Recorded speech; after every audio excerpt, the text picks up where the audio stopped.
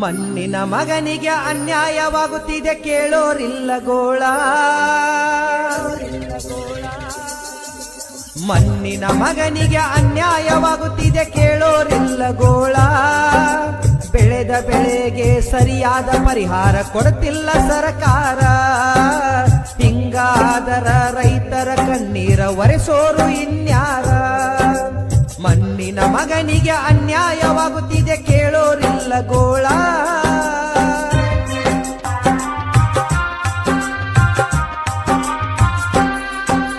ವರ್ಷವಿಡೀ ರೈತ ಹಗಲು ಇರಳು ಎನ್ನದೆ ದುಡಿದಾನ.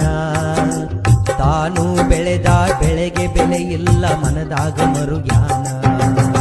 ನಿಗದಿತ ಬೆಲೆಯ ನೀಡಬೇಕೆಂದು ಹೋರಾಟ ನಡೆಸ್ಯಾರ. ರಾಜ್ಯದ ತುಂಬಾ ಹಲವಾರು